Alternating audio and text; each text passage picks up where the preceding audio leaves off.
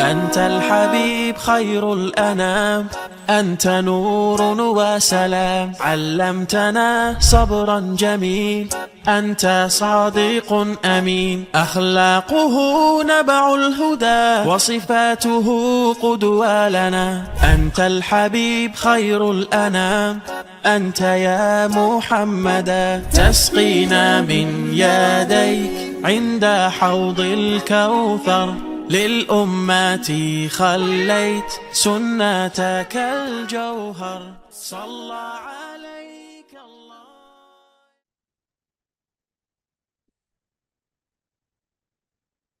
Ada tempat untukmu di tengah kacau dunia ini. Webinar persembahan dari Meaningful Ways bersama Bunda Ambar. Bismillahirrahmanirrahim. Allahumma inna nas'aluka ilman nafi'an wa na'udzubika min ilmin la yanfa. Rabbi zidni ilma warzuqni fahma. Amin. Untuk itu kepada Bunda Ambar dipersilahkan, Bun. Siap, matur nuhun Kang Reza. Kesempatannya bismillah saya sambil share screen kawan-kawan ya. Bismillahirrahmanirrahim. Alhamdulillahirabbil alamin. Hamdan syakirin, hamdan na'imin, hamdan yu'afi ni'amahu wa yukafi'u majidah. Ya Rabbana lakal hamd kama yang bagi li jalali wajhikal karim wa azimi sultanik. Alhamdulillah kawan-kawan pagi hari ini Allah kumpulkan kita di tengah kekacauan dunia, yang semoga tempat ini jadi salah satu wasilah kita tetap tenang meskipun di sekitar kita sudah kacau, pakai galau ya, kacau balau. Mudah-mudahan tempat yang mungkin sederhana ini bisa jadi tempat yang paling baik buat kita, tempat yang Allah siapkan bagi kita hamba-hambanya yang mungkin hatinya banyak kekacauan, banyak kegelisahan, banyak ketakutan, kekhawatiran, kemarahan, kejengkelan dan sebagainya. Dan jujur kawan-kawan ya, kalau lihat media sosial, perasaan apa yang muncul ketika kita scroll di media sosial, lihat berita-berita zaman sekarang. Akhir-akhir ini, minggu inilah, atau 3 hari belakangan. Rasanya seringkali bikin kita kayak, ya Allah gitu ya. Udah bukan ngelus dada lagi gitu ya. Ngelus dari atas ke bawah mungkin ya. Rasanya lihat dunia ini lewat media gitu kan. Udah gak habis fikri gitu ya. Jadi gemas, cemas, banyak istighfar, betul ya. Jadi bikin kita tuh kayak, apalagi sih gitu ya, kayak udah komentarnya tuh udah gak ngerti lagi gitu. Sekacau itu memang ya. Melihat aturan-aturan yang kayaknya gak masuk akal, ngelihat kebijakan-kebijakan yang semakin mencekik gitu ya. Terus melihat keputusan-keputusan pengadilan yang rasanya wah luar biasa. Kayaknya makin hari ada aja berita yang bikin kita nambah-nambahin beban emosional yang tidak perlu, ya nggak sih? Bener nggak? Kayaknya tuh kita tuh sebenarnya bisa nggak usah marah, tapi kok lihat berita rasanya bikin darah tinggi naik gitu. Ya, kok bisa sih gitu? Apalagi ternyata kejadiannya di dekat dengan kita, di negara kita, bahkan di daerah kita. Ya, nggak habis pikir ya Bu Ayu. Sedih, gemes, jengkel, ujung-ujungnya berserah diri. Nah, kalau udah tahu ujungnya berserah diri, udah kita skip aja langsung ke ujungnya berserah diri selesai. Nggak usah ada fase sedih, gemes, jengkel dulu.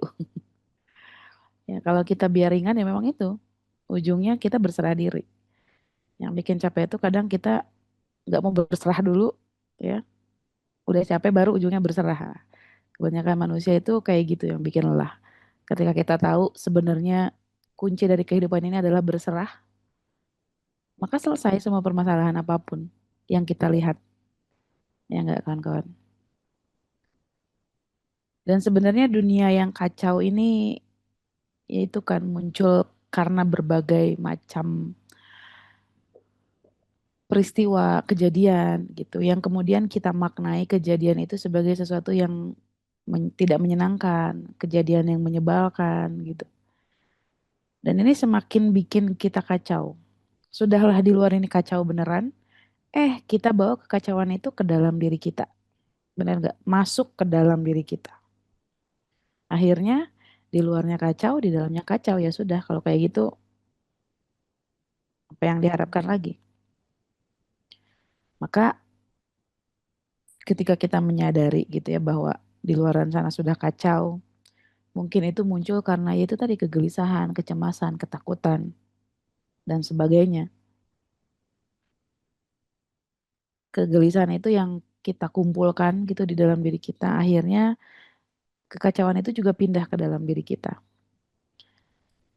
Nah, makanya kita lihat nih, mengapa manusia modern, manusia zaman sekarang itu semakin gelisah padahal hidup semakin mudah. Benar nggak? Coba kawan-kawan menurut kawan-kawan kalimat ini benar nggak sih? Hidup zaman sekarang itu kan mudah ya. Mudah apa mudah banget? Mudah banget ya, berbagai macam kemudahan itu ada.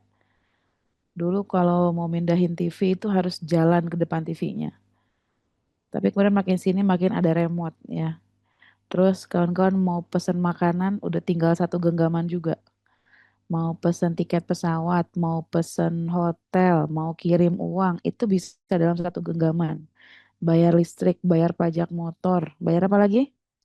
Bayar segala macam itu dalam satu klik gitu kan. Mudah banget. Ya, kalau malas beres-beres, tinggal klik juga, datang tuh bantuan. Males nyuci, laundry antar jemput bisa. Semuanya semakin mudah, serba singkat, ringkas, simple. Tapi kenapa justru di semakin banyak kemudahan di dunia ini, tapi makin banyak manusia yang gelisah, makin banyak manusia yang ngerasa kacau, bener nggak? Kawan-kawan ngerasa sekarang itu lebih gampang stresnya nggak? Lebih banyak, hmm, lebih banyak apa namanya, gelisahnya, lebih cepat gampang capek, lebih cepat naik darah gitu ya. Karena di masa yang serba semakin mudah. Lihat deh anak-anak kecil sekarang kalau lagi main HP, terus HP-nya nge-lag atau sinyalnya buffer. Kira-kira gimana? Kita kan biasa pijit HP, klik, klik, klik, klik, keluar, keluar, keluar, keluar gitu ya. Tapi ketika HP-nya nge-lag, nah itu tekanannya beda nggak? Pencetnya tuh makin, nah, semakin gampang, aduh ini gimana sih gitu. Komputer atau misalnya udah mulai makin lemot, makin berat gitu ya. Biasanya kita klik langsung keluar, klik keluar ini, klik, gitu kan. Perasaannya tuh gimana? Ya nggak? Kadang ya sampai dibanting nangis. Karena justru ketika segala sesuatu semakin mudah, itu proses untuk menunggu itu menjadi berkurang. Ketika segala sesuatu semakin cepat, semakin gampang, maka proses menunggunya semakin sedikit, ya nggak? Kenapa? Tinggal klik keluar, tinggal klik keluar. Ketika tinggal klik, loading dulu itu tuh proses yang sudah mulai banyak ditinggalkan sama manusia zaman sekarang. Sudah mulai males manusia zaman sekarang itu terbiasa yang instan sehingga sudah mulai enggan berproses. Jadi yang namanya berproses itu sudah mulai ditinggalin karena apa ya, zaman sekarang tuh kalau udah ada yang lama tuh ditinggalin tuh. Pengen yang serba cepet. Kawan-kawan kalau ada yang jualan obat pelangsing, ada dua macam. Satu langsingnya sebulan 10 kilo, yang satu 3 bulan 10 kilo. Kira-kira manusia zaman sekarang mau pilih obat pelangsing yang mana? Yang sebulan apa yang 3 bulan? Pasti kebanyakan manusia zaman sekarang pilihnya yang sebulan dong, biar cari yang cepat, betul nggak? Karena kenapa itu? Karena kita terbiasa instan, terbiasa serba mudah, sehingga ketika ada proses harus menunggu itu, jadi mulai, kalau ada yang cepat ngapain gitu yang lama, gitu ya. Akhirnya manusia zaman sekarang ada dalam fase serba mudah, sehingga kemampuan daya tahannya itu jadi berkurang, resiliennya itu jadi berkurang. Ya. Sabar nunggu itu kan butuh ketahanan ya. buat nunggu lama gitu ya butuh ketahanan. Dan sehingga karena terbiasa semuanya serba instan, banyak hal sekarang tuh yang serba instan. Sehingga manusia zaman sekarang disuguhkan dengan banyak kecepatan-kecepatan. Betul nggak sih? Kecepatan, kemudahan, apalagi kesimpelan. Semakin simpel, semakin mudah, semakin cepat. Nah, itu diminati tuh manusia zaman sekarang. Efeknya apa? Manusia zaman sekarang jadi gampang stres. Karena ketika ada hambatan sedikit aja tuh jadi kayak, aduh ini harusnya bisa cepet nih. Akhirnya tumbuhlah menjadi manusia yang sat sat sat sat sat sat sat sat sat sat gitu ya. Ya bukan berarti nggak boleh sigap, tapi beda antara bergegas sama terburu-buru. Akhirnya banyak manusia yang tumbuh di fase tergesa-gesa. Beda ya, bedakan bergegas, bersegera dengan tergesa-gesa. Nah manusia zaman sekarang yang gampang stres itu ketika kita tergesa-gesa ingin sesuatu. Dalam berdoa juga tergesa-gesa. Ya Allah aku udah doa, aku udah sabar, udah sholat, tapi mana ya Allah. Katanya kalau ngamalin baca ayat ini 40 kali sehari bakal mudah hidupnya. Katanya kalau ngamalin ayat ini eh, akan dikasih rezeki gini gini gini. Katanya kalau udah ngamalin ini baca 1000 kali udah gini gini. Nah itu akhirnya berdoanya juga tergesa-gesa. Bukan hanya habitual yang bikin kita jadi terburu-buru, terbiasa cepat, tapi juga berdoa sama Allah juga pengen cepat. Kalau kata orang Sunda pengen pok torolong gitu. Sekali bicara harus langsung dikabulkan. Nah inilah akhirnya jadi gelisah. Dalam penantian proses pengabulan doanya tuh jadi penuh kegelisahan. Ya, luar biasa nih. Fenomena zaman sekarang yang sebenarnya sudah mulai kita lupa sadari ya. Kita capek, gelisah itu justru karena pola yang kita terapkan sendiri. Ya, sehingga sebenarnya yang terjadi itu bukan tentang kejadiannya yang salah, tapi bisa jadi bagaimana cara kita melihat itu. Dari satu hal yang bikin kita nyebelin, yang bikin kita kesel, itu sebenarnya bukan kejadiannya yang bikin kita kesel, tapi bagaimana kita melihat itu, betul nggak? Nah makanya kita lihat nih. Nah sebenarnya apa sih yang hilang dari cara kita memandang dunia? Apa yang berbeda dari waktu sebelumnya? Sehingga dunia ini rasanya kok tidak nyaman lagi ya. Sehingga kok rasanya dunia ini kok rasanya kayak udah nggak enak lagi ya. Sehingga sebenarnya ada yang hilang nih dari cara kita memandang dunia. Benar nggak menurut kawan-kawan? Kan dunia itu dari dulu gini-gini aja kan sebenarnya ya. Masalah itu gak ada masalah baru di dunia ini. Dari zaman dulu sampai sekarang sebenarnya permasalahan tuh ya nggak ada yang baru lah sesuatu di bawah langit ini gitu kan. Gitu-gitu aja masalah. Cuman beda casingnya aja. Tapi ada yang berbeda dengan cara kita memandang dunia. Kalau dulu kita waktu kecil pernah nggak berantem sama teman? Sering ya. Ketika kita berantem sama teman gitu kan. Itu biasanya anak-anak tuh berantem itu lama apa sebentar? Anak-anak tuh kalau berantem paling berapa menit ya nggak? Ribut, ribut, ribut, selesai, udah biasa lagi. Kesel, kesel, kesel, kesel, selesai, udah biasa lagi. Sekarang kita ribut, ribut, ribut, kesel terus. Ribut, ribut, ribut, ribut. Keselnya masih dibawa-bawa terus. Ya nggak sih? Jadi sesuatu yang hilang dari waktu kita kecil gitu ya, inner child kita, ada yang hilang. Nah, bahas tentang inner child sedikit ya, nggak apa-apa. Kadang kita memandang inner child itu sesuatu yang buruk aja. Padahal inner child itu kan sesuatu yang ada yang baiknya ya, ada yang ya buruknya juga ada, tapi ada juga yang baiknya. Nggak semua pengalaman masa kecil itu buruk, tapi justru ada hal yang perlu kita bawa, kebiasaan-kebiasaan baik yang perlu kita rawat sampai kita besar. Contoh hal baik yang bisa kita tiru dari anak-anak itu apa? Mereka tuh kan satu gampang memaafkan ya nggak sih? Ada nggak anak kecil kalau berantem pundung sampai 6 tahun gitu berantemnya? Enggak ya. Mereka paling lama berantem berapa menit? Ya, selesai. Sudah, main lagi, main bareng lagi. Jadi anak kecil tuh gampang memaafkan dan hatinya luas banget. Lihat deh anak kita, nggak usah jauh-jauh anak orang lain, anak kita sendiri. Anak kita berapa kali diomelin sehari sama kita? Sehari berapa kali kita kita omelin dia, bahkan dibentak. Tapi berapa kali pun kita bentak mereka, tetap mereka itu maafin kita dan tetap mau meluk kita. Coba deh, mulia nggak tuh hati anak-anak? Bersih nggak tuh hatinya? Kita udah ngomel-ngomel, bentak-bentak, tapi tetap dia mau meluk kita, mau maafin kita. Ya nggak sih?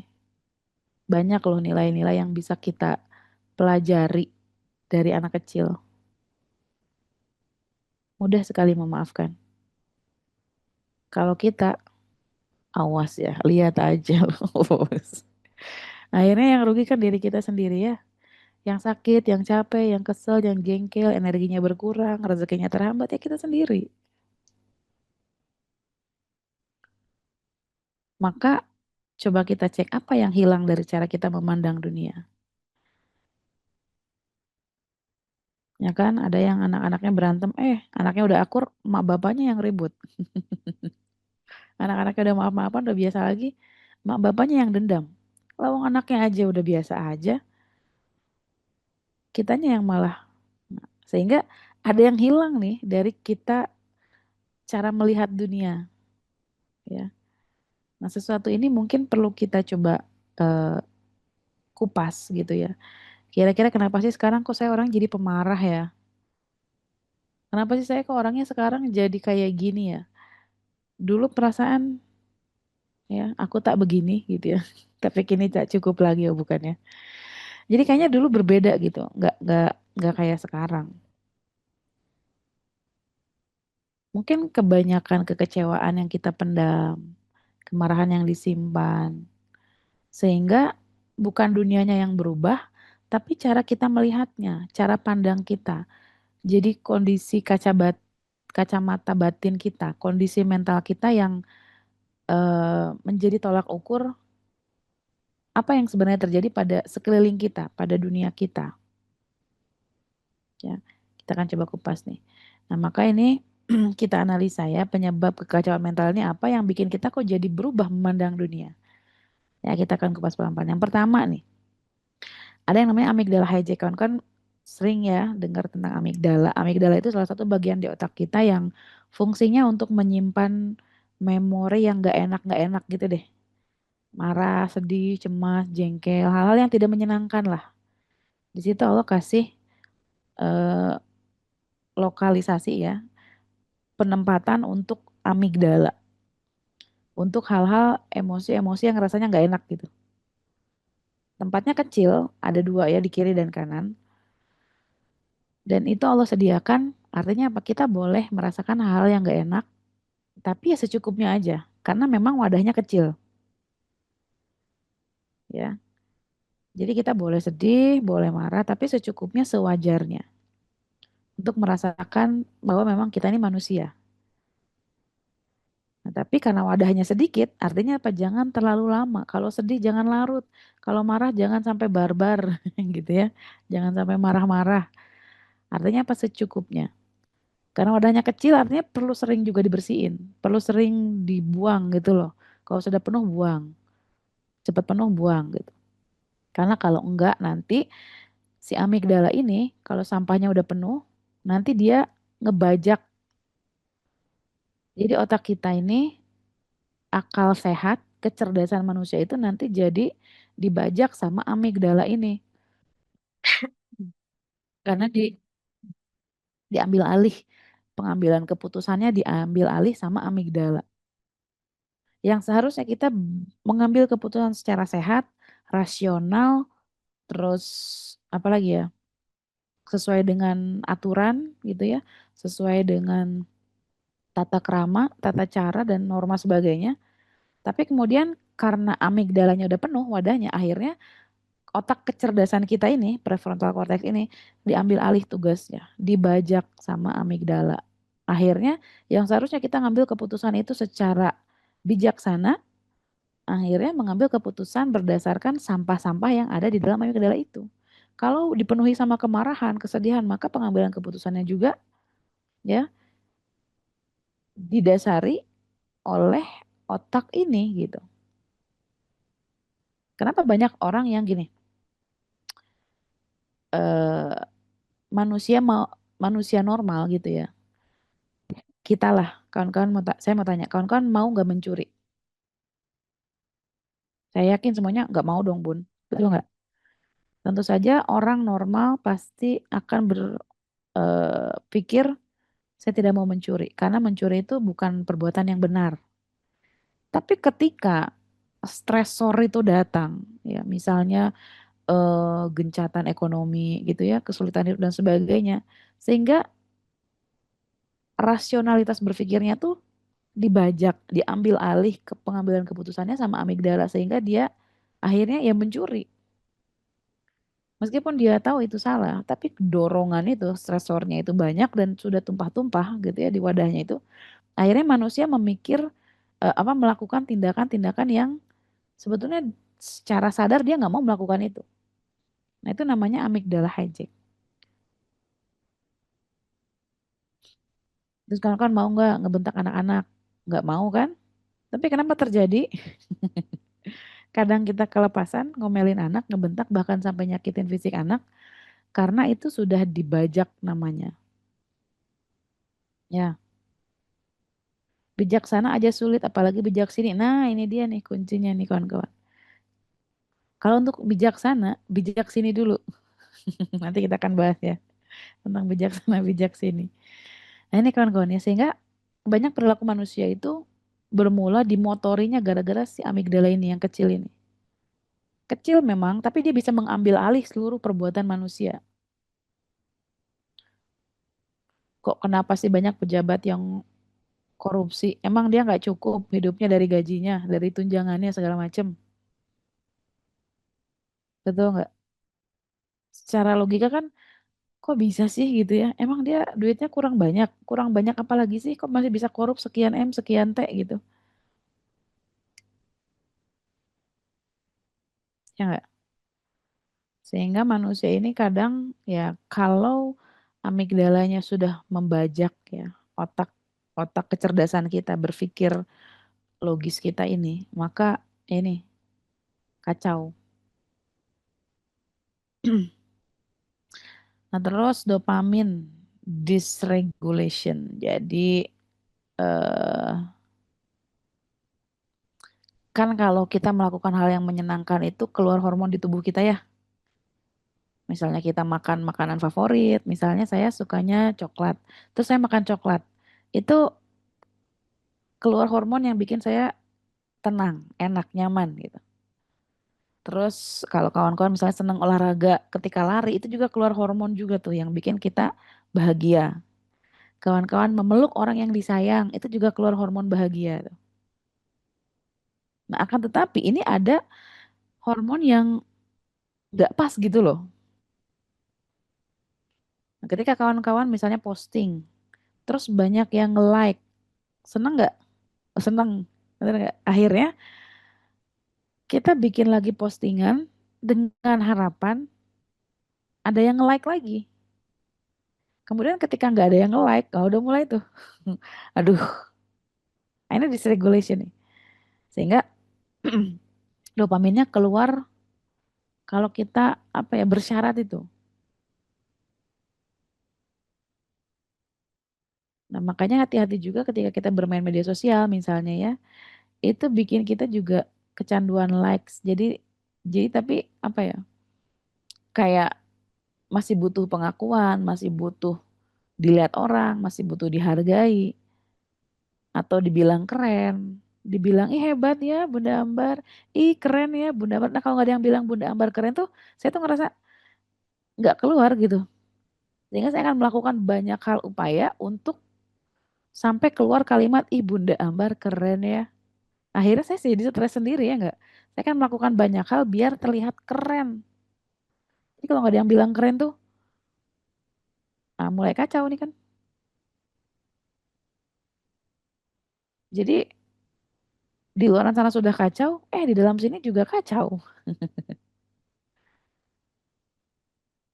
Padahal sebenarnya nggak semuanya harus kacau ya. Kalau memang di luar kita sudah kacau ya sudah, memang itu kacau. Tapi di dalam diri kita itu masih bisa kita upayakan. Nah, maka sadari hal-hal yang membuat kita, menyebabkan kita merasakan kekacauan di dalam diri kita. Kalau di dalam diri kita sudah kacau, maka kita mau berlari kemanapun, itu kita tidak akan menemukan ketenangan. Kalau di dalam diri kita saja sudah amburadul, maka kita akan melihat seluruh dunia itu amburadul. Kalau kita lagi dipenuhi kejengkelan, maka semua yang dilakukan orang-orang di sekitar kita juga semuanya nyebelin. Lihat deh, kita kalau udah lagi kesel, orang lain ngomong salah aja tuh bawaannya nyebelin, ya nggak? Kalau kitanya udah lagi kacau balau, anak salah ngomong dikit aja rasanya pengen, ya, pasangan salah bicara dikit, rasanya, salah terus. Bukan mereka yang salah, tapi bisa jadi di dalam diri kita yang kacau gitu. Nah, kalau kita, ini ya, kita akan bahas tentang kekacauan, artinya itu tadi ada satu hal yang belum kita, eh, apa ya, kita melakukan itu belum benar-benar menyadari bahwa kita perlu melakukan itu. Masih terpaksa, masih berat. Ya nggak kawan-kawan nih kalau kita lihat nih. Ya. Yang bikin kita berat, kecanduan likes, ya, kecanduan pujian, ketagihan di sanjung, karena bisa jadi kita belum ikhlas melakukan itu. Ya nggak, kita posting-posting belum ikhlas. Kalau nggak ada yang nge-like, jadi males posting lagi. Kalau dakwah nggak ada yang muji, nggak ada yang bilang keren, jadi males dakwah lagi. Biasanya setiap Zoom ada yang bilang, ih keren ya. Sekarang ada yang bilang keren, jadi males. Nah itu tuh, udah mulai kecanduan lah. Kecanduan likes. Jadi akhirnya dopaminnya ini, hormon bahagianya itu tidak terregulasi dengan baik. Nggak pas terregulasinya. Itu karena kita belum ikhlas melakukan sesuatu. Nah kita lihat nih, kita ada di mana level ikhlasnya ya. Jadi ketika kita melakukan sesuatu gitu, eh, gimana caranya biar dopaminnya bener gitu terregulasinya, biar enggak manipulatif. Karena kan dengan nonton, dengan hiburan itu kan ngeluarin dopamin sih, tapi manipulatif ya enggak sih? Nanti ya kita akan bahas lagi deh tentang kapan-kapan manipulatif tentang dopamin. Nah, manusia ini sebenarnya dalam kerugian kecuali yang beriman dan beramal saleh dan saling mengingatkan dalam kebenaran. Benar enggak? Kita ini semua manusia ya, demi waktu wal asr innal insana lafi husr. Sesungguhnya manusia itu dalam kerugian. Illa, kecuali yang beriman dan beramal saleh dan saling mengingatkan kebenaran. Kawan-kawan, ingat pembahasan kita di pekan keberapa ya? Perempuan dan falsafah keikhlasan judulnya. Kawan kan boleh cari deh di YouTube-nya Meaningful Ways ya, cari yang perempuan dan falsafah keikhlasan. Itu dibahas tentang keikhlasan juga. Jadi manusia itu berharga nih, jasad kita nih, badan kita, hidung, mata, kepala, pundak, lutut, kaki gitu ya. Badan kita ini, fisik kita ini berharga karena ada apanya? Karena ada ruhnya, ada nyawanya. Dan ruh itu bisa berharga karena ada apa? Karena ada ilmunya. Dan ilmu itu juga bisa berharga karena ada amalnya. Dan amal juga berharga kalau ada ikhlasnya. Nah ini kawan-kawan. Jadi manusia ini, kita ini, makhluk kayak kita gini, sebenarnya target kita tuh apa? Ujung-ujungnya ya keikhlasan. Karena kita sepintar apapun, sebanyak apapun ilmu yang kita miliki, kalau tidak diamalkan, itu juga tidak berharga. Amal juga sebagus apapun, kalau tidak ikhlas melakukannya, itu juga menjadi meaningless. Tidak meaningful ya. Maka ketika kita di sini sudah mengaku beriman, karena nggak cukup mengaku beriman aja ya. Tapi beramal saleh itu gimana? Beramal yang bukan hanya amalan, tapi juga ada keikhlasan di sana. saling mengingatkan kebenaran. Dan ini kita di sini berbagi di Zoom ini kawan-kawan, kawan-kawan tim Meaningful Ways gitu ya. Kawan-kawan yang punya kelebihan rezeki bergabung di grup MSP berbagi, mengingatkan kebenaran tuh lewat hartanya. Kawan-kawan yang paham tentang informatika gitu ya, IT, programmer dan sebagainya, ya syiar lewat nyiapin Zoom-nya, ya enggak? Kawan-kawan yang paham desain bisa syiar lewat bikin flyernya. Kawan-kawan yang punya kemampuan public speaking bisa bantu syiar lewat jadi MC-nya. Kita semua ini lagi mengingatkan dalam kebenaran. Ya enggak? Kan enggak semua dititipin hal yang sama. Ya enggak dari Allah. Ada yang dititipin kelebihan rezeki. Makanya eh, mereka jihadnya apa? Ya lewat harta. Mereka titip uangnya, hartanya. Misalnya kawan-kawan yang sudah tergabung di MSP nih, barokallah ya kita doain bareng karena salah satu wasilah juga dakwah ini tetap berjalan karena keluarga besar MSP juga mereka support terus dakwah kita. Yang lo kelebihan titip kelebihan harta, dakwah lewat hartanya. Yang punya ilmu, dakwah lewat ilmunya. Yang punya tenaga, dakwah lewat tenaganya. Sehingga beramal saleh ini tujuannya memang untuk mengingatkan kebaikan satu sama lain. Karena kita juga butuh diingetin ya enggak? Kebayang kalau udah nggak ada yang ngingetin kita kan repot juga ya. Ya sudah kita bablas aja sendirian. Maka kawan-kawan ini kita sadari bahwa kita ini manusia ini rugi banget. Berada dalam kerugian ini sudah jelas dalam Al-Quran. Rugi kita ini. Kalau tidak beriman dan tidak beramal saleh. Nah itu ya yang punya banyak relasi aja ke Meaningful Ways-nya. Iya. Yang punya jaringan, Bun saya nggak punya uang, saya nggak bisa ini. Tapi saya punya jaringan. Share. Apapun yang bisa kita lakukan, lakukan. Biar apa? Biar dakwah kita terus berjalan. Kebaikan ini terus tersebar luas. Jadi nanti kalau kita meninggal, Bu, besok lusa. Kalau ada bekasnya yang kita lakukan nih jariah, mudah-mudahan bermanfaat. Ya, berkah juga nih buat all team Meaningful Ways yang udah ninggalin jejak keberkahan, banyak ngasih kebaikan, bisa menyediakan Zoom gratis setiap hari, Masya Allah ya. Itu kan bukan upaya yang ringan, bukan upaya yang mudah. Kok mau-maunya gitu, ada sekumpulan anak muda ngurusin dakwah. Yang sebenarnya kalau nyari profit itu, ya mendingan bisnis ketahuan ya. Tapi barokallah, Allah pilih mereka, dan semoga Allah muliakan derajat mereka di dunia dan di akhirat. Amin ya. Nah, kerugian ini kekosongan spiritual, meski materi terpenuhi. Nah ini kawan-kawan. Karena banyak orang yang uangnya banyak, cukup, hartanya banyak, pekerjaan mapan, semua tercukupi, tapi tetap ngerasa hampa. Ada nggak sih yang kayak gitu? Duit banyak tapi tetap stres gitu. Kira-kira banyak nggak? Duit banyak tapi masih tetap korupsi. Artinya kan merasa kurang ya.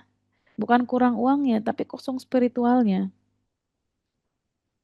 Dia ngerasa kebahagiaan itu ya kalau banyak uang. Sehingga nih, benar-benar manusia itu dalam kerugian tuh ya, dia nggak tahu dia hidup ini buat apa. Duitnya banyak tapi nggak dipakai buat kebaikan. Sehingga merasa kurang terus. Ya kan kan. Nah ini hal-hal yang bikin kita tidak tenang. Maka kita akan lihat nih konsep sakinah gitu ya yang bikin kita bisa tenang di tengah dunia yang serba kacau ini. Ya, bahwa sakinah itu Allah yang turunkan. Walazi anzala sakinah. Dialah yang memberikan ketenangan sakinah fi qulubil mu'minin ke dalam kalbunya orang-orang yang beriman. Kalau kan boleh buka Quran surat Al-Fatnya ya. Sehingga satu-satunya zat yang bisa memberikan kita ketenangan itu bukan suami kita, itu bukan istri kita, bukan orang tua kita, bukan anak-anak kita. Maka jangan pernah berharap apapun sama orang-orang itu, karena mereka nggak bisa ngasih kita ketenangan. Sebaik apapun pasangan kita, sebaik apapun orang tua kita, sebaik apapun anak-anak kita, jangan pernah berharap dia bisa memberikan ketenangan. Dan jangan pernah berharap dia melakukan sesuatu hal yang bikin kita tenang. Karena kenapa? Huwallazi anzala sakinah. Dialah Allah yang memberikan rasa sakinah. Jadi ketenangan itu dari Allah. Bukan dari uang yang banyak, bukan dari pasangan yang baik, bukan dari pasangan yang ganteng atau cantik. Bukan. Karena justru malah pasangan yang ganteng, yang cantik bisa jadi kegelisahan yang baru ya. Kawan-kawan misalnya yang dititipin suaminya ganteng gitu, gimana? Ada rasa khawatir? Atau kawan-kawan yang punya harta banyak, mobil banyak, emas banyak, harta banyak, simpan di tabungan, ada kegelisahan juga nggak? Apalagi sekarang pemberitaan rame ya nggak?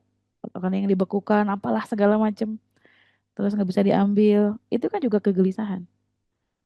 Maka ketenangan itu bukan ada di banyaknya uang, bukan juga di anak yang soleh, bukan juga di pasangan yang baik, tapi ketenangan itu gimana Allah aja. Karena Allah yang ngasih rasa tentram itu, kawan-kawan. Sesuatu di luar itu, di luar Allah Subhanahu wa taala, itu nggak bisa memberikan faedah apapun, apalagi sampai memberikan ketenangan. Ya enggak? Maka kalau mau mencari sumber ketenangan, kita tahu harus pergi kemana. Ya enggak? Nah, tempatnya di mana? Nah, ini kadang kita bahas dulu deh. Ya. Jadi bukan sekedar relaksasi, tapi kehadiran ilahi di dalam jiwa. Jadi bukan sekedar pergi ke gunung gitu ya, ke pantai, ke salon, atau pergi ke tempat-tempat yang mungkin diprediksi bisa memberikan kita relaksasi gitu ya, melihat taman bunga gitu ya. Ya mungkin kita bisa merasakan relaksasi di situ. Tapi sejatinya dimanapun kita berada, itu kehadiran ilahi di dalam jiwa. Seperti halnya kisah Nabi Yunus, kawan-kawan kita sudah tahu ya, gimana beliau itu masuk ke dalam lapis-lapis kegelapan, ya kegelapan malam, kegelapan lautan dan kegelapan perut ikan paus tuh, gelap banget kan tuh. Tapi justru di tiga lapis kegelapan itu beliau menemukan terang. Kenapa Nabi Yunus sampai dimasukin ke perut ikan paus? Karena Nabi Yunus tuh ceritanya dakwah bu sama followersnya gitu ya, tapi nggak ada yang nurut, nggak ada yang mau ngikut kaumnya tuh, kesel. Akhirnya Nabi Yunus memutuskan untuk pergi meninggalkan kaumnya dalam keadaan marah, betul nggak? Dan Allah tahu kemarahan yang ada di dalam hati Nabi Yunus. Allah tuh ingin menyampaikan bahwa yang menggenggam hati manusia tuh aku, kata Allah, bukan engkau. Yang bikin Nabi Yunus marah-marah tuh kenapa? Karena kaumnya nggak mau dengar, nggak mau berubah. Allah tuh ingin ingin memberikan pemahaman bahwa yang gak usah marah-marah kalau kamu belum ada yang nurut, nggak ada yang berubah. Toh yang membolak-balikan hati manusia kan mutlak haknya Allah ya nggak? Ingin memberikan pesan tauhid di sini. Bahwa yang bisa membolak-balikan hati manusia itu hanya Allah. Tugasmu itu hanya dakwah nyarin aja. Hanya ngingetin aja. Fadzakir innama anta mudzakir. Berilah peringatan karena sesungguhnya tugasmu hanyalah pemberi peringatan. Jadi tugas kita mah fadzakir aja, ngingetin aja. Masalah dia berubah atau enggak, itu bukan ranah kita. Nggak usah marah-marah juga kalau orang yang kita nasehatin belum berubah. Siapa yang suka kesel nasehatin anaknya berkali-kali, kamu tuh nak, mamanya ngomong apa lagi sih? Udah ngomong pakai bahasa apa lagi kamu biar ngerti, biar berubah. Kamu nggak paham-paham sih nak. Udah dibilangin juga. Lupa bun, lupa, lupa, lupa, lupa terus. Oh gitu ya. Siapa yang masih suka kayak gitu sama anak-anaknya? Nah, coba cek. Kalau kita belajar dari kisah Nabi Yunus, bahwa yang ngasih paham sama manusia itu ya mutlak punya Allah. Sehingga sebagus apapun kalimat kita yang keluar lewat ke anak-anak kita, seindah apapun lisan kita yang kita omongin ke mereka, atau bahkan sekeras apapun kita bilang ke mereka, ngebentak kayak gimana pun, kalau kata Allah belum dia paham, gak akan paham. Sehingga nggak usah sok-sokan menjadi Tuhan dengan bilang, kamu nih bunda harus ngomong pakai bahasa apa lagi sih biar ngerti, biar berubah. Hati-hati. Jangan sampai tunggu Allah ngirim kita ke tiga lapis kegelapan seperti halnya Allah berikan kepada Nabi Yunus, biar kita bisa menemukan terang di sana bahwa zat yang bisa bolak-balikan hati manusia itu hanya Allah aja. So nggak usah marah-marah, nggak usah ngomel-ngomel kalau memang pasanganmu ketika engkau nasihati belum berubah. Nggak usah marah-marah, karena memang belum Allah kasih dia paham. Ini yang banyak banyak dialami sama kita ya. Kadang kita suka jengkel kalau udah nasehatin orang lain, orang terdekat kita terutama, baik itu anak-anak, pasangan. Rasanya kesel banget di saat mereka nggak berubah, nggak mau ngikutin apa yang kita suruh. Nah, jangan-jangan kita ini sedang berusaha menjadi Tuhan. Seperti marahnya Nabi Yunus yang lupa bahwa yang menggenggam hati manusia itu hanya Allah. Yang kasih hidayah sama manusia itu ya Allah. Makanya Allah berikan pelajaran gitu ya, hikmah kepada Nabi Yunus lewat apa? Lewat dimasukkan ke dalam 3 lapis kegelapan yang luar biasa, gelap. Naik ke kapal, dilempar ke laut, ditelan ikan paus, dibawa ke dasar lautan. Itu kan gelap banget. Sekarang coba kalau kita mau refleksi ke hidup kita, kehidupan kita kurang gelap apa lagi? Apakah kawan-kawan hidupnya kurang gelap agar menunggu kita sadar bahwa semua yang menggenggam hati manusia itu hanyalah Allah? Kurang gelap lagi, kurang gelap apalagi hidup Anda sekarang? Kalau belum sadar-sadar juga bahwa yang berkehendak atas segala sesuatu hanyalah Allah. Kalau belum sadar juga, Allah kasih kegelapan lagi dan lagi dan lagi dan lagi. Sampai kita sadar bahwa ya Allah, apa seperti doanya Nabi Yunus, la ilaha illa anta. Oh iya, Tuhannya kan engkau ya Allah, lupa. Terkadang kita lupa bahwa la ilaha illallah, bahwa Tuhan itu Allah. Kadang kita suka beranggapan bahwa Tuhan itu ya diri kita, ucapan kita. Dan orang-orang yang kita nasehatin itu harus berubah lewat nasihat kita. Padahal kita lupa la ilaha illa anta, kata Nabi Yunus. Oh iya ya Allah. Yang Tuhan itu kan engkau, bukan hamba. Hamba mah hanya tugasnya syiar aja, dakwah aja. Kapan berhasil dakwahnya ya terserah engkau ya Allah. Kapan suami hamba berubah ya terserah engkau ya Allah. Kapan anak-anak hamba berubah ya terserah engkau ya Allah. Kan kau yang gerakan hati mereka. Hamba mah gak bisa punya daya apapun. La ilaha illa anta. Kan Tuhannya engkau aja ya Allah. Subhanaka maha suci engkau ini kuntu minaz zalim. Baru nih sadar. Kan kadang kita lupa ya. Jangan-jangan kita ini Fir'aun KW ini. Seolah-olah kita menjadi Tuhan yang beranggapan bahwa setelah kita nasehatin anak-anak harus berubah, harus nurut, bahkan kita harus marah-marah sama mereka di saat mereka nggak nurut. Jangan-jangan ada Firaun kecil dalam hidup kita yang bikin kita ya semakin kacau ya, ya nggak kawan-kawan? Memaksa diri jadi Tuhan ya, Firaun KW. Siapa yang masih suka jengkel ketika nasehatin orang, orangnya nggak berubah? Hati-hati. Jangan sampai Allah masukkan kita ke dalam kegelapan yang berlapis lagi kalau kita nggak sadar-sadar. Segera sadar, segera bangun bahwa la ilaha illa anta. Tuhannya itu Allah aja ya Allah. Jadi manusia itu ketika dikasih kegelapan itu harusnya semakin sadar ya bahwa la ilaha illa anta. Tapi banyak di antara kita yang semakin dikasih hidup kita gelap, semakin kacau, semakin sakit, itu bukannya makin sadar tapi malah semakin marah sama keadaan. Kenapa aku ditakdirkan begini ya Allah? Kenapa hidupku gelap? Kenapa bla bla bla bla, protes, makin marah sama Allah. Bukannya sadar, bukannya mikir. Sehingga semakin dikasih gelap itu semakin tidak menemukan cahaya. Nauzubillah. Makanya kawan-kawan, ini salah satu esensi doa Nabi Yunus adalah ketika kita ada dalam kegelapan, masalah yang gak ada ujung, mentok, stuck. Dan kita ngerasa, ya Allah gimana lagi sih? Mungkin salah satu bacaan yang bisa kita baca adalah doa Nabi Yunus ini, la ilaha illa anta. Kita nggak tahu ya Allah masalah kita gimana nih. Sadar aja udah, yang Tuhan itu Allah, Allah lagi ngaturin yang terbaik.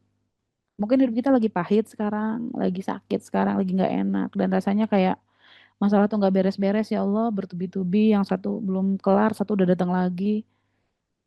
Rasanya setiap hari itu kayak dipenuhi teriakan di dalam hati yang nggak beres-beres. Coba baca aja la ilaha illa anta. Mungkin kita lupa, mungkin kita nggak sadar bahwa kita selama ini udah menjadi Tuhan gitu aja.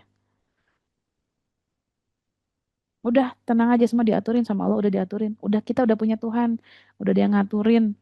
Gak usah ikut-ikutan sok-sok ngatur. Yes. Maka semakin gelap hidup kita, semakin sakit, semakin perih, semakin pedih. Ini jalan buat kembali sama Allah. Temukan terang di antara gelapnya hidup kita. Bukannya semakin marah, bukannya semakin nyalahin orang gara-gara kamu sih, nyalahin suami. Ini gara-gara kamu sih nak, nyalahin anak. Ini coba gara-gara dia, nyalahin temen.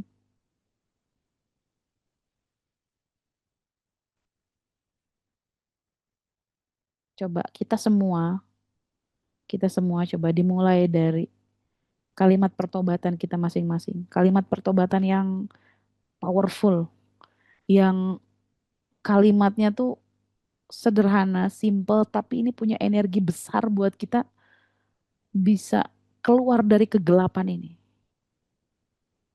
Ngaku aja la ilaha illa anta. Ya Allah, nggak ada Tuhan selain Engkau. Memang ya Engkau aja Tuhannya. Hamba ini udah melampaui batas, seolah-olah hamba ini bisa jadi Tuhan, seolah lisanku ini bisa mengubah mereka.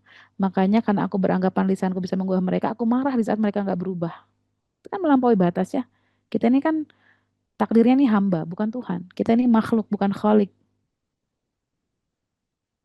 So, coba kita lihat ke dalam diri kita, kegelapan apa hidup yang ada di sekitar kita saat ini. Masalah apa yang nggak kunjung ada solusinya. Bisa jadi kegelapan-kegelapan itu yang Allah hadirkan dalam diri kita buat bikin kita sadar bahwa la ilaha illa anta. Yes, bismillah kawan-kawan ya. Jadi ketika kita ada dalam kondisi semakin gelap, bukan semakin ngomel-ngomel, bukan semakin marah-marah. Ini gara-gara kamu, gara-gara dia. Tidak. Ini yang Allah kehendaki. Untuk apa? Bukan untuk menyusahkan kita hambanya. Biar tersesat tidak. Tapi justru ketika gelap itu kita semakin mudah melihat cahaya sekecil apapun ya enggak? Ya, digelapin dulu tuh hidupnya. Biar apa? Biar kelihatan cahayanya, petunjuknya. Karena mungkin kita lupa bahwa semuanya udah ada yang aturin. Ya, bahwa keputusasaan bukan akhir cerita. Tapi justru ini adalah titik balik kita untuk meraih energi besar. Peluang untuk melompat lebih tinggi lagi. Bahwa selalu ada harapan. Nah, asal harapannya benar, nah insya Allah energinya juga benar. Baik, besar. Terus kisah Nabi yang lain ya. Tentang kisah Nabi Yusuf. Bahwa di tengah kekacauan sekitarnya, beliau justru menemukan kedamaian di mana? Di penjara ya. Dunia yang kacau, saudaranya yang jahil, yang jahat banget, yang kurang gimana lagi sih Nabi Yusuf yang nggak dikerjain saudaranya. Terus lagi juga masuk ke kerajaan ternyata juga masih dikerjain juga dalam tanda kutip sama istri menteri ya, istri raja. Tapi justru beliau menemukan ketenangan, kedamaian itu ketika di penjara. Ya nggak sih? Sehingga bagi orang-orang biasa gitu di penjara itu suatu hal yang menyiksa. Tapi ini cognitive reframing ini kawan-kawan.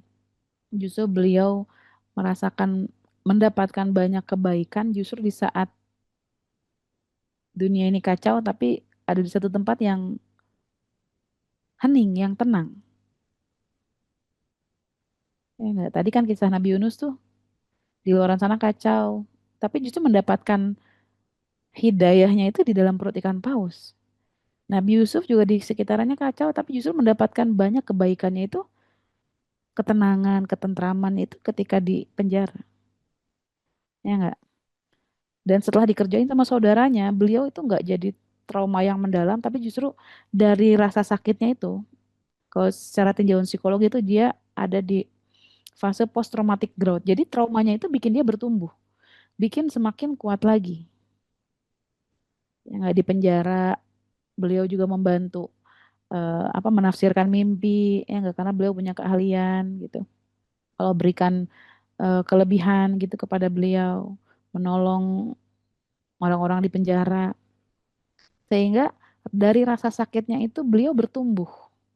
Bukannya semakin hancur, bukannya semakin ambruk, tapi rasa sakitnya itu membuat semakin lebih kuat lagi, bertumbuh lagi. Ingat ya ketika ada badai itu seseorang ada yang ambruk, ada yang tumbang, tapi juga ada yang ketika badai lewat dia itu semakin kuat, semakin bertumbuh. Kita mau jadi yang mana? Setelah trauma, kita nggak bisa menghindari kejadian yang menyakitkan ya.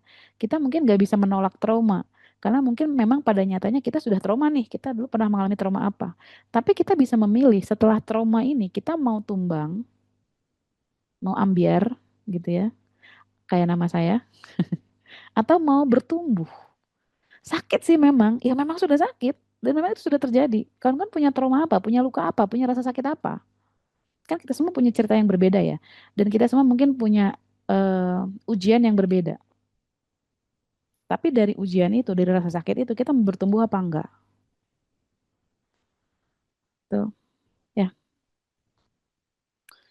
Dan kemudian kerusakan terbesar bukanlah di dunia tapi dalam cara kita mempersepsikannya, ini kata Ibnu Qayyim ya. Jadi ketika hal yang kacau itu terjadi itu bukan dari kejadiannya, tapi cara kita mempersepsikannya.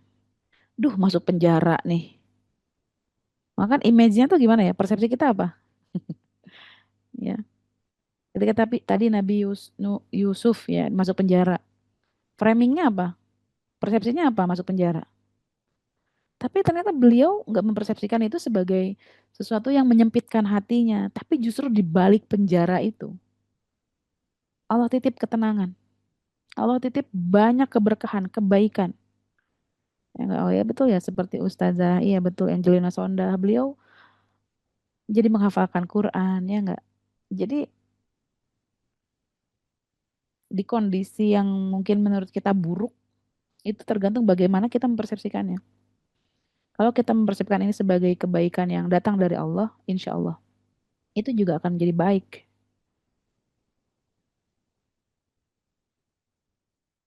Suami yang nyebelin, bagaimana kita mempersepsikannya? Nah, coba kita langsung ke studi kasus sehari-hari ya. Suami istri yang nyebelin, coba bagaimana Anda mempersepsikan suami yang atau istri yang nyebelin itu? Bagaimana Anda memframing pasangan yang nyebelin itu sebagai suatu kebaikan? Coba. Nah, ini sehari-hari. Ya, yang mau netesin air mata itu oke, boleh nangis itu juga kebaikan dari Allah.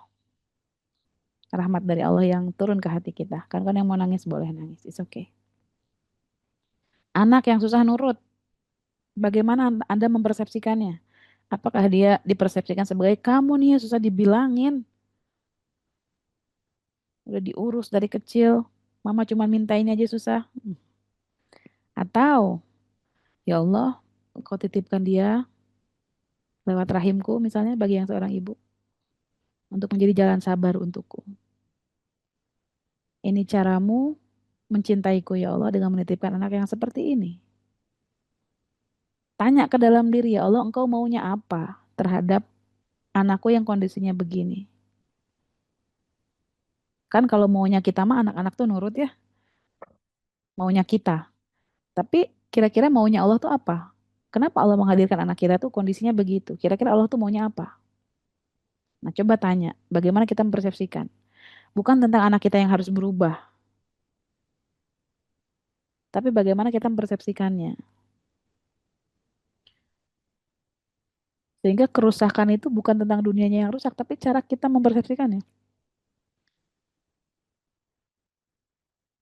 Nah, maka coba kawan-kawan ya. Nah, sabar itu proses ngelus dada. Ya, salah satunya ya, ngelus dada. Jadi kawan-kawan, apa kita perlu mendasari ini ya, yang biar kita kuat ini apa perlu pondasi. Nah, apa fondasinya kita lihat. Ya, mudah-mudahan cukup ya, masih ada beberapa slide lagi. Yang pertama, dunia akan selalu ada masalah. Ya,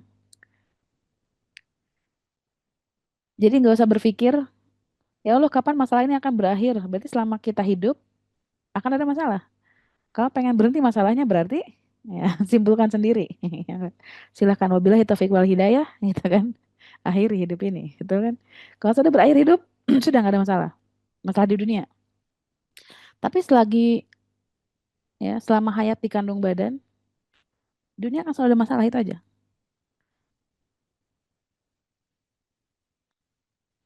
Jadi ketika kita berpikir ya Allah kapan masalahnya ini beres, ya Anda kapan siap selesai dari dunia ini?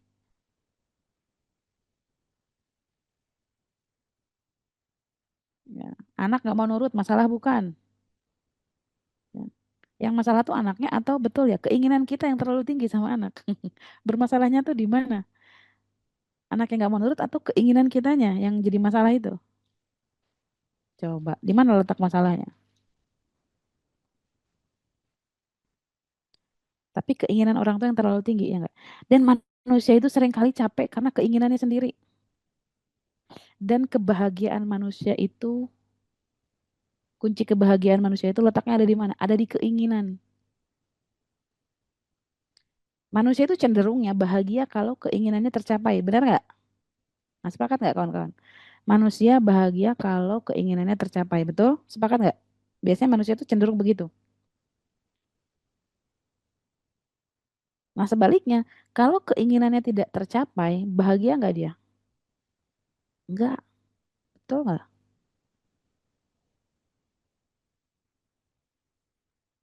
Jadi kuncinya ada di keinginan sebetulnya. Iya, kalau keinginan kita sejalan dengan kehendak Allah, aman. Tapi masalahnya kan gak semua keinginan kita selaras dengan kehendaknya Allah. Kadang berseberangan dengan kehendaknya Allah ya enggak? Nah, ini yang repot. Kata Allah, kalau aku sudah menetapkan suatu kejadian, meskipun kau tidak menerimanya, meskipun kau tidak menginginkannya, maka ketetapanku yang akan tetap terjadi kata Allah. Ayo, mau gimana kok kayak gitu? Kita punya kehendak. Allah punya kehendak. Kehendak siapa yang akan terjadi? Kehendak Allah tentu saja. Nah, masalahnya kita nggak tahu yang kita mau ini, yang kita inginkan ini sejalan nggak dengan maunya Allah. Kalau nggak sejalan ini yang repot. Maka yang perlu kita kupas pertama adalah bukan tentang apa yang kita mau, tapi kira-kira Allah mau saya ngapain dari kejadian ini.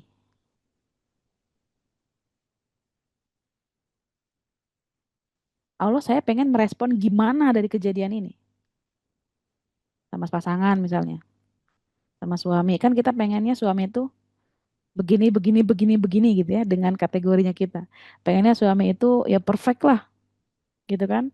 Sudahlah misalnya mencari nafkah yang cukup, terus bantuin rumah, terus romantis, tidak sombong, rajin menabung, dan sebagainya.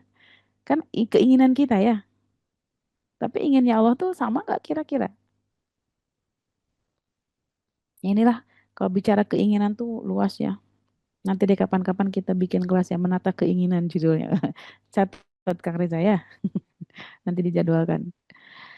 Kemudian nih, iman adalah lensa yang mengubah kekacauan menjadi tangga menuju Allah. Nah inilah, dengan iman itu bisa jadi apa ya, mengubah segala sesuatu hal yang nggak enak, yang nyebelin, yang ngeselin ini menjadi tangga menuju Allah. Kita lihat suami yang kelakuannya begitu. Nah, ini kalau kita nggak pakai lensa ini, susah kita levelnya nih. Nah, menuju tangga ke Allahnya tuh susah. Ya Allah, kalau dari kejadian suami yang ini ya Allah, kau ingin hamba bersabar ya Allah, maka hamba akan bersabar. Dan semoga sabar ini mendekatkanku pada Engkau ya Allah. Kan Allah tuh maha penyabar ya. Allah as-sabur, maka dekati sifatnya. Kalau Allah tuh maha penyabar, jadilah kita hamba yang penyabar. Ketika ada kejadian yang kita nggak suka gitu ya, ngelus dada tadi ya, ibu siapa tadi yang bilang? Ya kalau cara kita ngelus dada itu bikin kita dekat sama Allah, kan itu yang Allah mau dari kita ya. Kan Allah tuh pengen hambanya selalu dekat ya nggak sih? Kan Allah tuh cinta sama kita ya, Allah tuh sayang sama kita. Sehingga Allah tuh akan mentakdirkan, menuliskan cerita yang gimana pun ceritanya biar kita dekat. Maka kalau kita udah ditakdirkan hal-hal yang segala macam terus kita nggak mau mendekat-mendekat itu keterlaluan. Allah kasih kejadian apapun itu biar kita semakin dekat. Mungkin dikasih rasa pahit ya nggak, hal yang bikin kita terluka. Itu bukan Allah sedang ingin menyusahkan kita, tapi Allah pengen kita semakin dekat. Nah kalau nggak ada ini kawan-kawan, sulit kita mengubah kekacauan ini menjadi tangga menuju Allah. Nah, latih persepsi dengan zikir, syukur, dan tafakur. Nah, kita latih persepsi ini dengan ya kalimat-kalimat zikir itu bukan hanya sekedar kalimat bacaan, tapi kalau kita maknai satu persatu mendalam, bagaimana sejarahnya kalimat zikir itu keluar, itu Masya Allah akan menjadi energi tersendiri. Betapa ucapan subhanallah aja tuh bisa menguatkan kita, bisa membuat kita yang tadinya lemah, putus asa, itu bisa jadi power yang tidak terlihat, energi yang tidak tampak nyata, tapi kerasa. Baca subhanallah aja tuh kawan-kawan ya. Kalau dibaca riwayatnya, Masya Allah itu powerful banget. Kalau lagi mentok, berat banget beban, kayaknya nggak beres-beres ya. Yang lagi sakit banget, yang lagi terpuruk banget. Kalau kita dawamkan baca subhanallah aja itu udah sesuatu yang berenergi. Subhanallah, Maha Suci Engkau ya Allah yang terbebas dari kesalahan menaruh takdir. Wah itu udah keren tuh. Allah nggak mungkin salah nulisin takdir buat kita.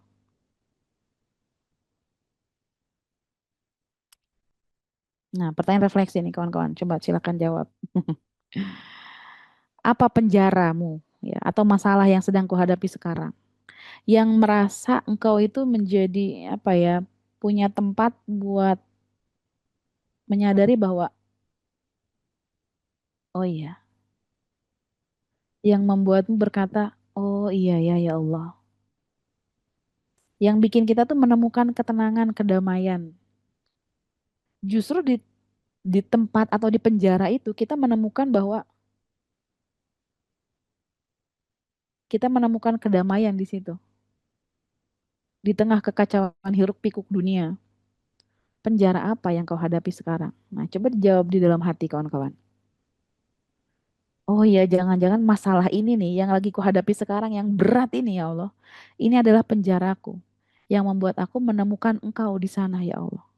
Seperti halnya Nabi Yunus yang menemukan cahaya, petunjuk, hidayah justru di tempat yang paling menyakitkan lah dalam tanda kutip ya enggak.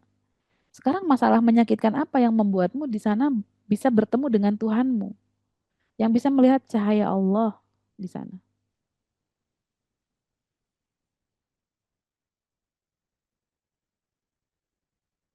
Maka coba kita terus, oh iya ya Allah, masalah yang kuhadapi ini, ujian yang kuhadapi sekarang, mungkin ini adalah penjaraku saat ini. Lalu bagaimana aku bisa menjadikannya tempat berdakwah atau menolong orang lain seperti halnya Nabi Yusuf? Nah, gimana kita menjadikan ya eh, di penjara itu justru ya kita tetap bermanfaat, ya enggak sih? Ya enggak. Nabi Yusuf itu kan membantu menafsirkan mimpi segala macam dan sebagainya di penjara.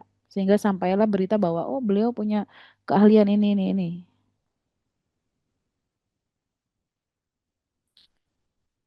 Jadi bukan bukan berpikir untuk segera keluar dari masalah ini, tapi bagaimana kita menjadikan masalah yang ada kita sekarang ini bisa jadi jalan kebaikan buat orang lain. Tetap bisa menolong bagi orang lain. Fokusnya sehingga nggak fokus ke diri sendiri, tapi juga bisa fokus tetap membantu orang lain. Meskipun susah, kita tetap bisa menolong orang lain, tetap berdakwah. Ada kebaikan di sana. Ya. Nah, sehingga tempat tenang itu bukan ditentukan oleh lokasi, bukan tempat, tapi oleh apa? Kedekatanmu dengan Allah. Jadi menemukan ketenangan itu gak harus ke pantai, gak harus ke gunung, gak harus ke salon, gak harus ke mall, gitu ya. Kira-kira nih, saudara-saudara kita yang lagi di Palestina sana, kita kan melihat sepintas ya, kita lihat sepintas, aduh mau sholat aja rasanya takut ada rudal datang, kebayang. Ya nggak sih? Kita lihat di berita kan, ya Allah lagi makan aja nggak tenang, lagi tidur aja nggak tenang. Tapi apakah mereka tidak merasakan ketenangan? Belum tentu.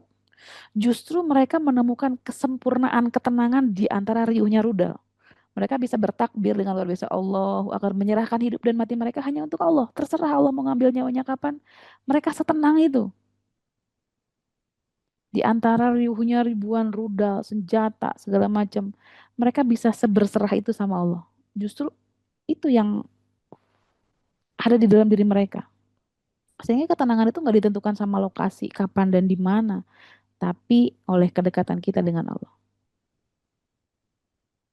Lihat mereka di sana. Ketika ada saudaranya yang meninggal, keluarganya yang meninggal lah. Mereka bilang apa? Alhamdulillah. Karena kenapa? Mereka tahu. Mereka tenang. Ada di dalam kondisi apa dan bagaimana nanti Allah menyambut mereka. Kita di sini, apakah bisa ketenangan? Kawan-kawan di rumah sendirian di atas sajadah, apakah bisa tenang? Belum tentu. Mungkin hatinya masih sempit, sakit oleh perihnya dunia, belum bisa berserah, belum bisa berpasrah sama takdir Allah tuh ya begini memang adanya. Masih pengen sesuatu yang belum Allah kasih. Masih jengkel ketika Allah tetapkan sesuatu yang mungkin belum sesuai sama harapan.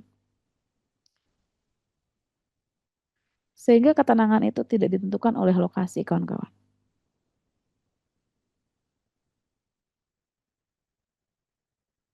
Bahkan ya di Baitullah sendiri. Ini saya melihat langsung pernah satu saat gitu ya. Ada orang yang sibuk berdoa, meneteskan air mata. Ada juga yang sibuk main game. Serius. Waktu itu pernah juga lagi di apa namanya bermalam di Mina gitu. Ada yang sibuk berdoa, ada yang sibuk menangisi dirinya, dosa-dosanya di hadapan Allah. Ada juga yang sibuk main game. Ini saya ngelihat sendiri, bukan kata orang lain. Jadi kawan-kawan ya, ya meskipun bukan berarti kita nggak usah ke Baitullah tidak, tapi memang tempat itu, lokasi itu bukan jaminan, tapi kedekatan kita dengan Allah. Sehingga sekacau apapun dunia ini, kalau kita dekat sama Allah, maka tenang, udah selesai. Dimanapun kita, sedang apapun ya. Kalau hati kita dekat sama Allah, yakin, menyadari Allah itu dekat, nggak pernah ninggalin hambanya, selalu memberikan yang terbaik bagi hambanya, dan pasti memberikan takdir terbaik bagi hambanya, ya udah. Mungkin sekarang lagi dikasih ujian yang menyakitkan. Kalau yakin hatinya dekat sama Allah, insya Allah. Kawan-kawan ya. Atau bahkan di tempat yang kita anggap mungkin tempat maksiat gitu ya. Tapi kalau hatinya dekat sama Allah, dia hadir di situ bukan berarti mungkin kotor segala macam. Enggak, kita nggak tahu apa di dalam dirinya.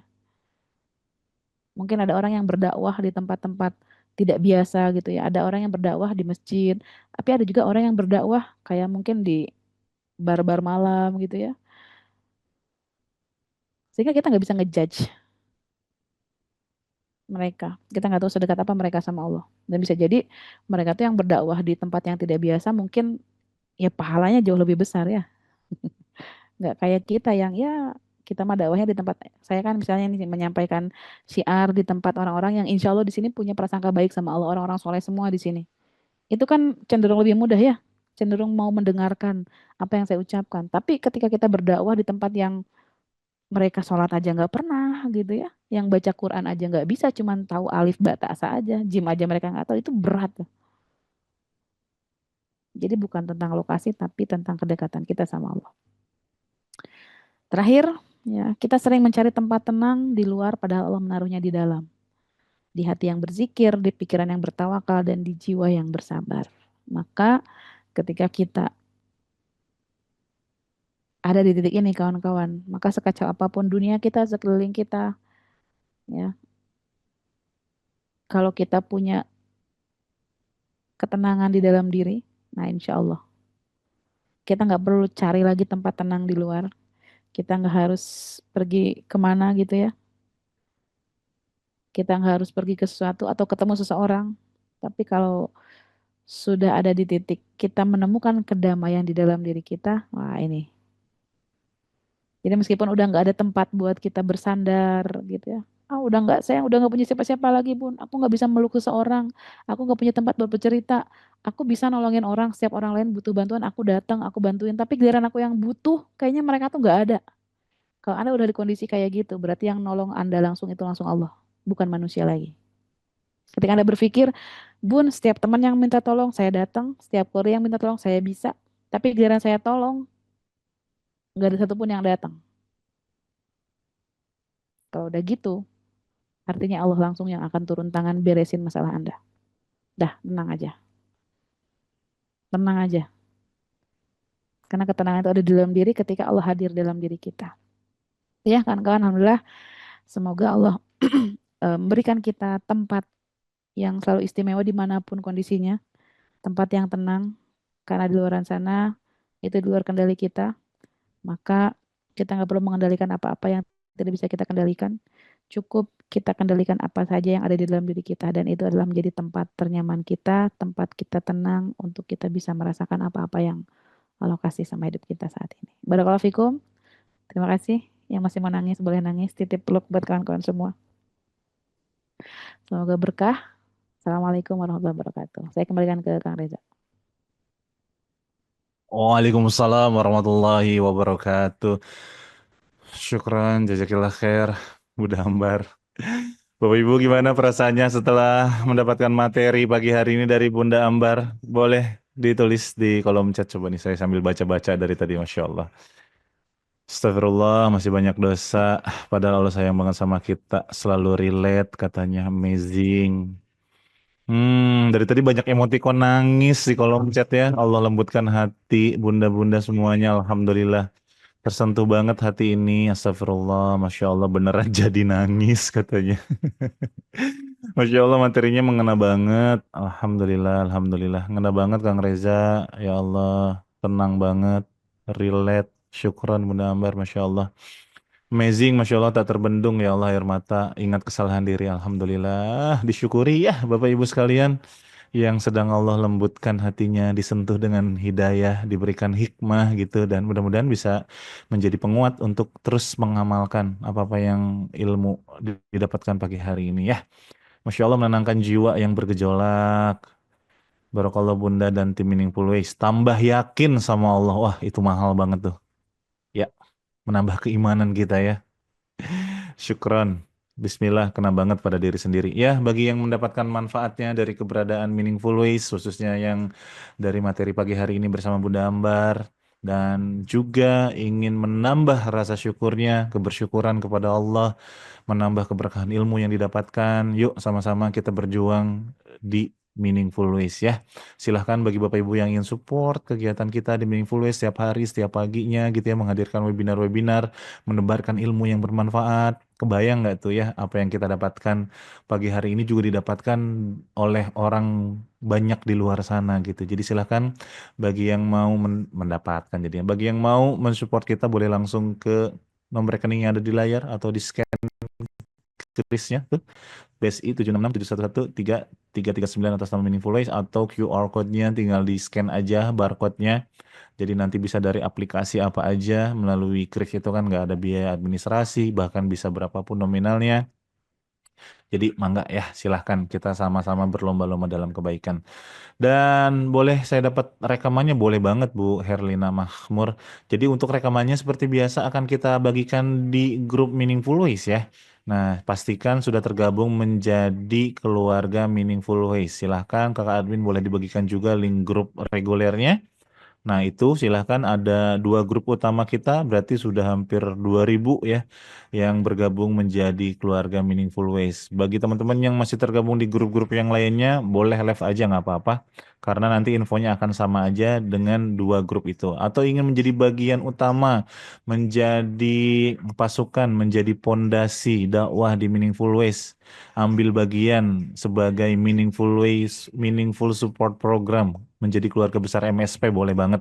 Nah ini ya, selain tadi kita niatkan untuk terus berikhtiar agar MW ini terus ada, tentu saja nanti akan kita berikan benefit-benefit yang lainnya. Tentu saja akan dibersamai oleh Bunda Ambar selaku pembina Meaningful Ways. Semalam juga kita ada pertemuan bersama Ustadz Indra ya, beliau merupakan mentor kita. Semua kajiannya, semua ilmunya dilandaskan sama Quran gitu. Kalau ada pertanyaan-pertanyaan, tinggal di spill aja di grup, didiskusikan. Ustadz Indra juga semalam menyampaikan, pokoknya kalau bingung-bingung, kalau ada pertanyaan daripada kita pusing sendiri, tanyain aja di grup gitu ya. Kepada keluarga besar MSP khususnya. Dan pagi hari ini juga insya Allah ya dikuatkan kembali oleh Bunda Ambar. Bunda Ambar juga ada di grup, tinggal dicolek aja di mention gitu ya. Apalagi kalau misalkan nanti ada keluarga kita sedang di daerah mana, sedang dekat-dekat gitu, kita bisa saling mengunjungi satu sama lain insya Allah ya. Mangga bagi yang mau bertanya-tanya terkait Meaningful Way Support Program boleh, atau mau langsung join juga tinggal diklik aja nih. Banyak insya Allah sudah 120-an lebih ya yang sudah bergabung, dan tentu saja saya mengucapkan terima kasih banyak mewakili keluarga Meaningful Ways. Terima kasih banyak atas supportnya yang luar biasa gitu ya. Dan jangan lupa juga nih bagi yang ingin lebih dalam lagi belajar bersama Bunda Ambar. Bunda Ambar punya e-course di Meaningful Ways Bapak Ibu sekalian. Bagi yang butuh ditemani untuk menjeda diri, untuk me time, dipandu sama Bunda Ambar ya. Boleh silahkan langsung aja nih di check out keranjang kuningnya. Ada nggak ya keranjang kuningnya? Silahkan di CO aja. Tuh linknya ada di kolom chat juga. Ini insya Allah ada 5 video e-course tentang me time, 5 modul panduan, kemudian ada bonus sesi Bunda Ambar juga sedang Q&A dengan mas-mas moderator yang keren ya di sana. Bukan saya tentu saja ya. Ada bonus e-course juga membuka pintu rezeki bersama Ustadz Indra Firmansyah dan juga ada bonus rekaman-rekaman kelas eksklusifnya Bunda Ambar. Dan alhamdulillahnya per hari ini sudah naik sedikit ya, nggak apa-apa lah ya. Naik 10.000 aja. Kemarin kan masih 59.000. Nah, per hari ini kita sudah 69.000. Jadi mumpung masih diskon 50% nih up to, yuk digaskan, di check out aja.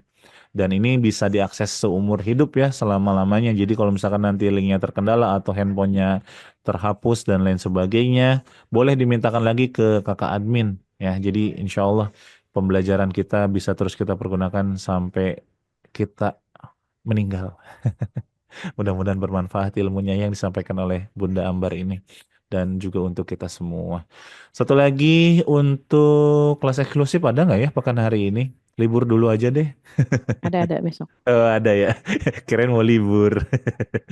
Iya, nih yang kemarin nanyain Kang Novi, ala kulihal di hari Senin beliau lagi safar, tidak bisa membersamai kelas reguler. Kita berikan eksklusif 2 hari ya teman-teman ya, bersama Kang Novi ya kalau tidak salah, Sabtu dan Ahad. Silahkan daftar dulu seperti biasa, tinggal dipilih aja nanti untuk infak terbaiknya gitu ya sebesar rasa syukur, menghargai ilmu, menghargai waktu, menambah keberkahan atau boleh daftar aja dulu yang penting mendoakan ya. Tapi untuk keluarga besar Meaningful Support Program nggak perlu daftar-daftar lagi karena linknya akan kita bagikan juga di grup MSP ya. Tuh banyak benefitnya jadi keluarga MSP pokoknya mah. Kita akan belajar bersama Kang Novi tentang emotional freedom. Ketemu lagi insya Allah besoknya mudah-mudahan dipanjang umurkan kita semua untuk terus bareng-bareng belajar mengarungi kehidupan ini dibersama oleh para guru di Meaningful Ways. Itu untuk info-infonya Bapak Ibu, terima kasih semuanya masih hadir stay di jam 7:08 ini. Dan Bunda Ambar mungkin ada yang mau disampaikan sebagai Meaningful Ways statement pada pagi hari ini silahkan Bun. Ya, baik kawan-kawan untuk penutup kita pagi hari ini. Hari ini kita belajar bahwa tidak ada kekacauan yang tidak ada artinya. Dan tidak ada kesedihan yang sia-sia. Karena semuanya adalah ayat-ayat Allah yang mengajak kita kembali kepadanya.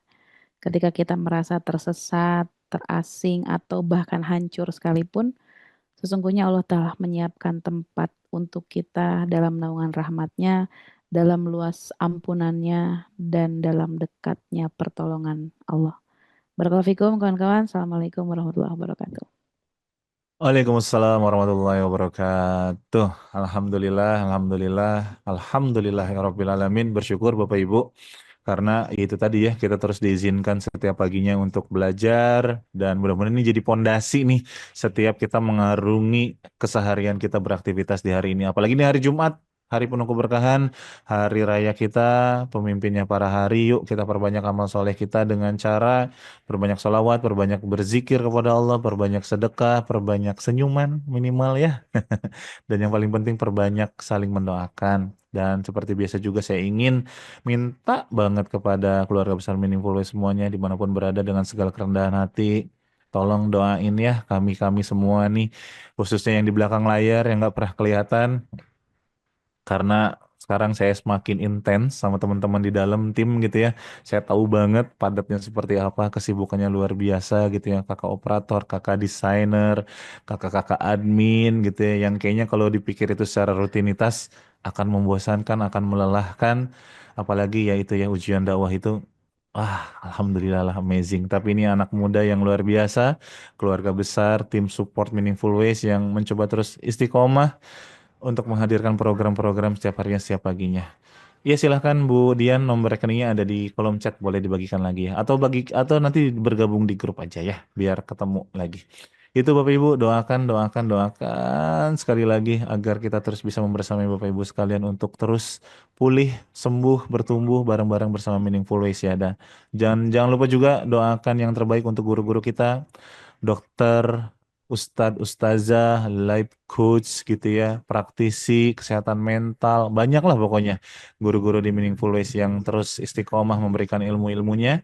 Dan pagi hari ini yuk kita langitkan doa-doa terbaik kita khususnya untuk Bunda Ambar nih. Selaku pembina Meaningful Ways yang memberikan materi di pagi hari ini. Allah jagain beliau dan keluarganya dengan penjagaan terbaiknya, diberkahi setiap aktivitasnya Bun, semakin berkah berlimpah rezekinya gitu ya. Dan yang paling penting tentu saja ilmu yang ditebarkan nih semakin bermanfaat buat umat, buat masyarakat, khususnya buat keluarga Meaningful Ways ya. Dan mudah-mudahan juga menjadi pemberat amal soleh buat Bunda Ambar nanti kelak ketika kita sama-sama dihisab sama Allah ya Bun ya. Amin. Ya Allah ya Rabbal Alamin. Dan akhir kata menambah keberkahan pagi hari ini kita tutup dengan hamdalah. Alhamdulillahirabbil alamin. Dan doa kafaratul majelis. Subhanaka Allahumma wa bihamdika asyhadu an la ilaha illa anta astaghfiruka wa atubu ilaik. Barakallahu fikum, berkah selalu Bapak Ibu, Ayah Bunda dimanapun berada. Selamat beraktivitas, selamat hari Jumat, selamat berbahagia. Wassalamualaikum warahmatullahi wabarakatuh. Dan kirimkan doa-doa terbaiknya buat Bunda Ambar. Jazakillah khair Bunda Waalaikumsalam warahmatullahi wabarakatuh. Terima kasih seluruh ilmunya ya Bun, berkah bagi keluarga. Waalaikumsalam warahmatullahi wabarakatuh. Terima kasih ya. Meaningful Ways. Sampai ketemu ya. Mulai Islam ya Bun, kita ketemu. Warahmatullahi wabarakatuh. Jazakumullahu ahsanal jaza semuanya. Bunda Ambar, Reza, dan seluruh guru-guru serta seluruh tim dan seluruh sahabat MSP. Amin, amin, amin, Barakallahu amin. fiik. Barakallahu fid dunya wal akhirah. Insyaallah. Amin. Bunda atur nuhun, Bu Siti, Bu Devi, Bu Sri, Bunda Johan, Bu Linda, Bu Hartaetik, Bu EN, Pak Suryo, Mas Suryo. Waalaikumsalam, Bunda Rahma, Bu Tina. Nangis terus Bu Tina nih, udah berapa tisu nih. Sehat-sehat semuanya ya, semangat Bu Ayu Metro. Yuk izin tutup ruangan Zoom-nya dulu. Sampai jumpa besok insyaallah. 5 4 3 2 1.